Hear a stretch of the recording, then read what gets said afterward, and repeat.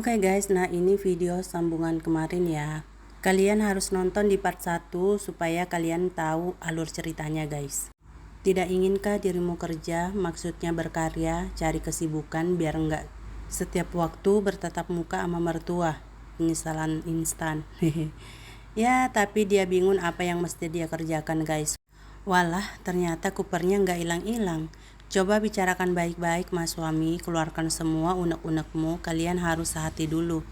Dia tiba-tiba kembali tergugu, katanya dia nggak mungkin bercerita semuanya perlakuan ibunya saat suaminya kerja guys. Yang ada suaminya tambah pikiran, ujung-ujungnya asmanya kumat. Walah, lengkap sudah penderitaannya. Lalu aku bilang, jika semua kemungkinan itu nggak ada, berdamailah dengan hati, jadi diri sendiri aja. Kalau kita benar, jangan takut mengungkapkannya. Kalau perlu bicara dari hati ke hati sama ibu mertua. Yang jelas tetaplah berbuat baik. Bagaimanapun orang tua adalah orang tua, orang yang selalu harus kita hormati apapun keadaannya. Kalaupun harus mengingatkan, harus dengan cara yang baik. Waktu nanti yang akan berbicara. Waktu pula yang akan menyadarkan ibumu kalau dirimu adalah memang menantu yang baik. Semua butuh proses guys. Lalu aku teringat seorang temanku juga menikah dengan keluarga yang secara adat sangat berbeda. Dua buah suku yang saling bertolak belakang, kasusnya hampir sama guys.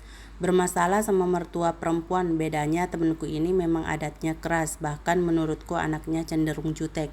Mungkin memang gayanya begitu, perseteruannya merembat ke kakak iparnya. Di Facebook setiap saat, setiap waktu isinya adalah caci maki terhadap kakak iparnya.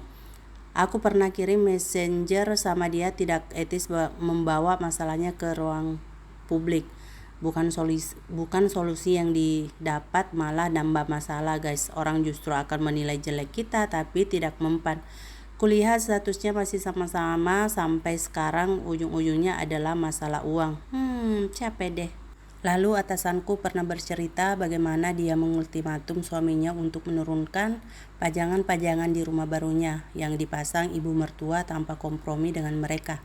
Saat bangun tidur, jreng, atasanku terkejut saat dindingnya udah penuh dengan pajangan guys. Dia marah, lalu keluarlah ultimatum itu padahal sang mertua belum pulang. Walah, menurutku ini terlalu ekstrim. Dia juga pernah bilang betapa keselnya dia saat dia tahu diam-diam suaminya sering memberi uang pada keluarganya tanpa memberitahunya guys. Menurutnya dia tidak keberatan suaminya memberi uang berapapun ke keluarganya kalau memang tujuannya jelas. Masalahnya kenapa mesti sembunyi-sembunyi? Secara bercanda aku menanggapi, kalau begitu apa bedanya memberitahu apa enggak? Kalau memang dia enggak keberatan, bukannya dia enggak dirugikan. Enak aja, setidaknya hargai dong istrinya. Ada benernya, tapi kok jadi gengsi kalau memang dia nggak keberatan, mengapa suaminya harus sembunyi-sembunyi? Seperti atasanku tidak jujur. Lalu aku ingat kakak iparku yang tinggal sama ibuku di kampung. Aku sering bercanda, ibuku nggak adil, anaknya malah jarang dikasih ini itu. Sama kakak iparku, apa malah dikasih. Pas ibuku sakit pun lebih senang dirawat kakak iparku daripada anak-anaknya. Payah ya anak-anaknya. Aku sendiri bagaimana hubunganku sama mertua. Aku pernah pada titik paling rendah. Aku pernah membenci mertuaku. Aku pernah mengalami konflik hebat yang melibatkan adik iparku yang kemudian merembet ke ibu mertua. Aku pernah dianggap istri kurang ajar hanya karena suami sering bikin minum sendiri.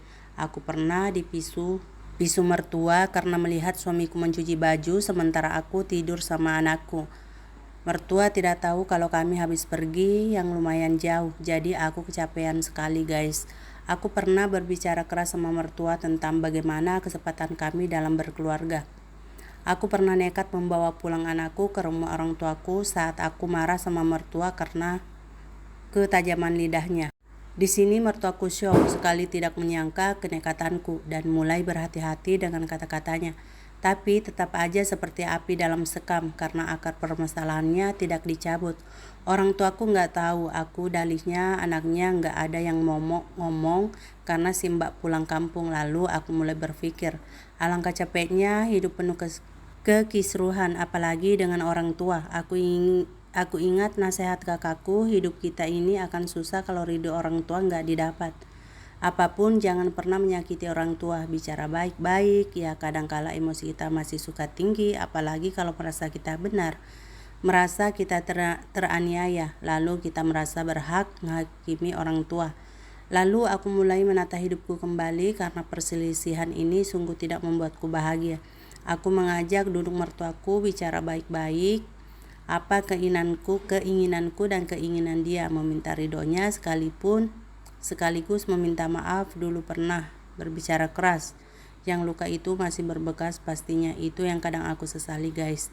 Tapi sambil berlalunya waktu, aku berusaha menunjukkan komitmen bahwa niatku baik, bahwa aku tidak hendak mengambil anak laki-lakinya begitu saja, bahwa aku ingin diperlakukan sama dengan anak kandungnya. Hubungan dengan adik ipar juga membaik setelah dia menikah.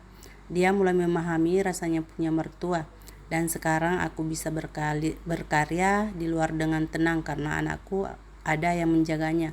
Ya mertuaku walaupun ada si Mbak, tapi aku lebih merasa aman saat ada mertuaku ikut mengawasi. Itulah mengapa aku bisa memberi masukan ke temanku untuk bersabar tapi juga tegas menjadi diri sendiri. Yang penting tanamkan pada diri kita untuk selalu menghormati orang tua apapun keadaannya. Jangan pernah terprovokasi omongan tetangga, jangan banyak mengeluh ke banyak orang karena ujung-ujungnya masalah kita bisa dijadi bahan gunjingan.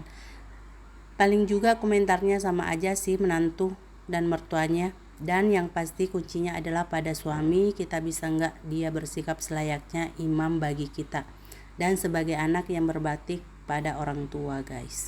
Sudah zaman kalau mertua perempuan itu memang cenderung rewel guys, sampai ada ungkapan kalau kita makan sambal sama ikan asin saking nikmatnya mertua lewat pun nggak kelihatan. Aduh.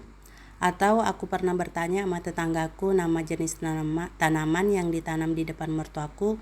Tetanggaku bilang, ini namanya lidah mertua. Wah, mentang-mentang bentuknya runcing. Ya, yang pasti pelajaran yang kita petik nanti kalau jadi mertua kita ini yang perempuan jangan rewel ya guys. Ingat, enggak enaknya jadi menantu yang direwelin mertua, tapi lihat-lihat menantunya juga sih. Wassalamualaikum warahmatullahi wabarakatuh.